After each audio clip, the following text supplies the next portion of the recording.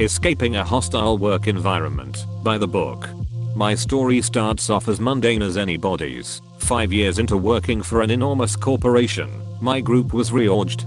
This particular reorg was, like most efforts, a half-baked idea ginned up by a suit in a corner office, questionably planned, poorly executed and terribly communicated. Nonetheless, I was sent from my old group to a brand new, to me, group managed by Jim. Jim seemed an okay fellow, with a dry sense of humor and a British accent, that lulled me into thinking he was a decent guy. Working for Jim was okay. He was never available, and when we did meet maybe once a month he'd bark off a list of things for me to do, then say he had a conflict, and had to go to another call. I was floundering a little, but felt I had a handle on things. During my first annual review via phone, Jim offered up vanilla platitudes about how things were going well, while I heard him distractedly typing away at emails from people pinging him. He paused when he got to my salary and hedged a bit. So I got you a small increase. I couldn't get you much. To be frank, I'm not going to question how anyone arrives at their salary level, but you make way more than the other people on my team. It was awkward, but not the first time I've had such a pointed salary discussion with a male manager. It's never been a talking point with any of the women who managed me, and I wondered if he would have made those comments to me if I were a man. I've managed teams over the years, and noticed the women on my teams seem to make less than their male counterparts, so I get I'm an anomaly. But I'm a high performer in a 25-year uninterrupted career, as I never chose to have children. I've worked hard for my salary, and I'm proud of it. I could get hired elsewhere at this salary in my market easily given my experience, qualifications, and certifications.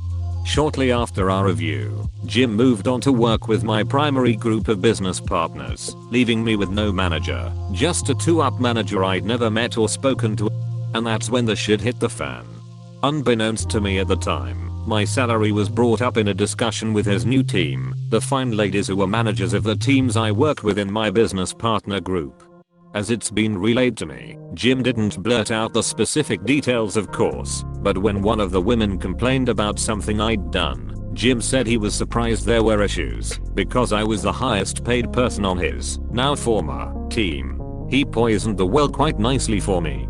Going back through my emails I could pinpoint the date and time the remark was said, because the tone of every single one of those managers changed, as if on a dime.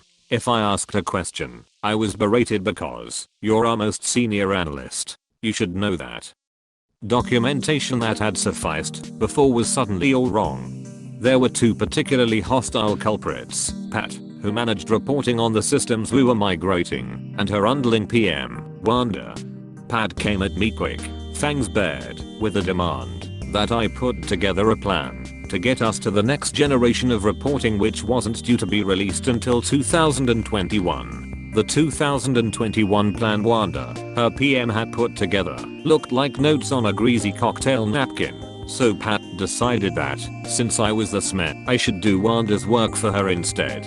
Pat wanted a plan from today, in 2019 through to the date of release in May 2021. According to her it had to include all the tasks needed for delivery right from the start, which is not how planning works. I can't predict the future, so my plans usually start out detailed in the near term, with increasingly wider swaths of more generalized tasks, to be elaborated in detail as we get further along. This is an industry standard approach, and was never a problem, right up until it was. Pat started hounding me relentlessly to get this full plan done for her in 5 days, which would have been an impossible task under the best of circumstances. Nonetheless, I put together a 2,000-line long plan, working evenings and over the weekend, because my arms had been in pain for several months from typing at my home office, and I had to take frequent breaks from the pain.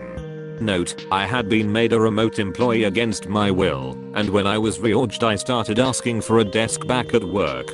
Jim always dismissed my request, saying there was no space, so I spent over $1,500 on an ergonomic chair and desk for my home to make typing easier, but my arms still hurt anytime I sat at the keyboard for more than a half hour.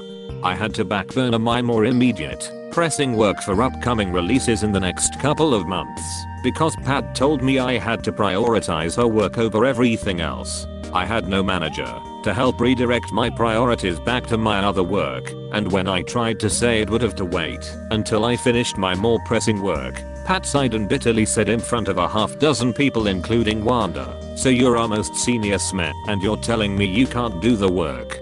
Pat then decided to up the ante by insisting I run every element of the plan I was creating for Wanda by Wanda, a junior level PM who not only didn't understand the systems we were using, I had to tell her how to create her own status reports, but wrote at a 3rd grade level. Even subject/verb agreement is out of Wanda's grasp, but she had a chip on her shoulder and now she believed she could tell me what to do and how to do it. It was like a teacup poodle trying to guide a Rottweiler.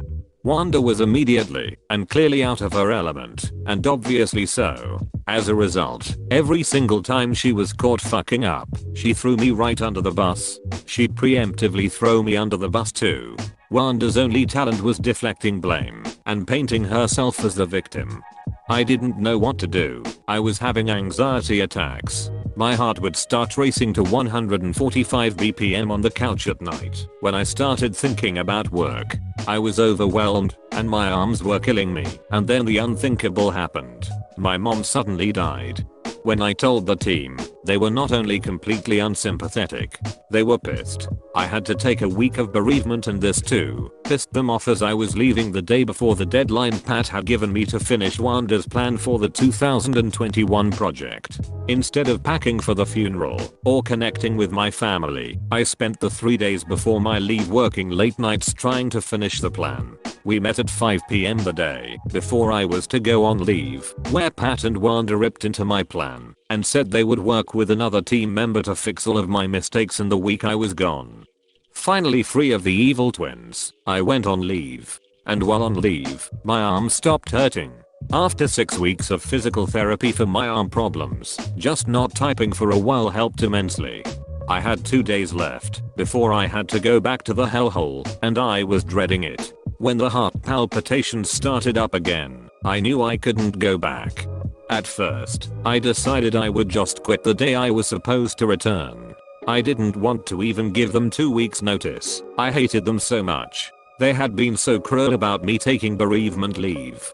I wanted to fuck them over, good and proper. No 2 weeks notice meant I'd leave them hanging for their near-term releases that I'd not been allowed to finish up my work for, as well as for the 2021 plan. And if I burned a bridge or my reputation, so what? I'm nearing the age where people usually retire or have a major career change. I don't need to keep that bridge any longer. I have saved up enough, and damn it, my health was more important to me than these toxic people or my paycheck. The night I decided to quit, I went to sleep relieved and not anxious for the first time in 6 months. I felt the anxiety leaving me, knowing I wouldn't have to work with those people ever again. It felt like a solid plan. Then the next morning I woke up with a plan even more brilliant. It checked all my boxes. I wouldn't have to go back to work. I wouldn't have to give 2 weeks notice, so they'd still be fucked. I would still get paid. And I would be able to take care of my arms that had been in pain for so long. And while I'm at it, manage the anxiety that had spiraled out of control because of my hostile coworkers. My new and improved plan was simple: take medical leave. I needed protected medical leave in the form of FMLA, which for those not in the US, provides up to 12 weeks of leave where my specific job role and salary must be protected and available to me upon my return. And because it was medical leave, I was automatically enrolled in short-term disability, for which my company will pay 100% of my salary for 8 weeks, and then 65% of my salary for the remaining weeks I'm out.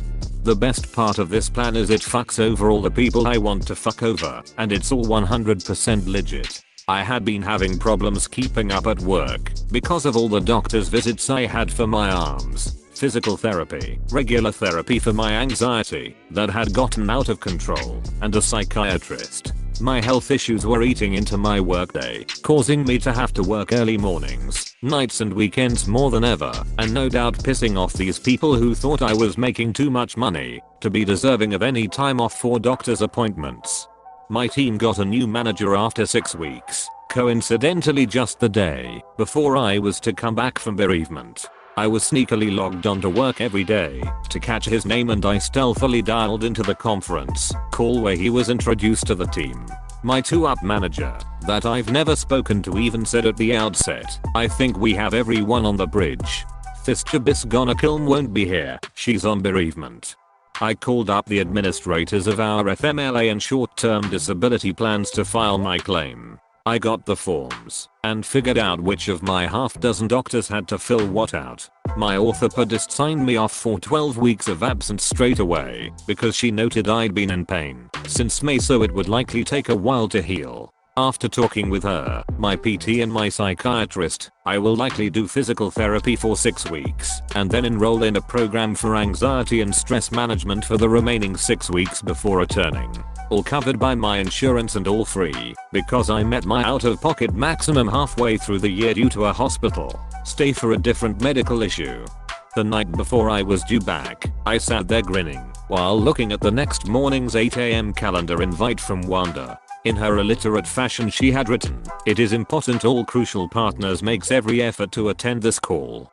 Like most of Wanda's obnoxiously illiterate declarations, it was a dig at me because I'd said in my last call with her and Pat that I might not be able to log on until 9 AM on the day I returned from leave. I opened a new window and typed out to my new manager, "Dear Phil, I hate that this is our first introduction to each other, but while I was attending my mother's funeral an ongoing medical issue resurfaced and I need to take medical leave immediately." I went on to inform him I'd been hospitalized a couple months back and there were other issues that were preventing me from returning to work, and he could get the details from my prior manager Jim. Not that Jim paid a damn bit of attention to the emails I sent him detailing my doctor's visits, etc., even as he had moved on from being my manager, because I still had to let him know about all my absences until I got a new manager. As things got worse at work, I became more clear in my details about my pain with typing getting worse, hoping it might make Jim realize the situation was getting worse, but he never listened. So here I sit on a beautiful fall Friday morning, getting paid 100% of my salary to write this. Jim wasn't happy about my salary when I was working for him. I wonder how happy he is about my salary knowing I'm not having to work for it right now. When I return, I won't be on the 2 projects with upcoming releases. One will have already released. The other will release less than 4 weeks after I come back. So they're fucked on that.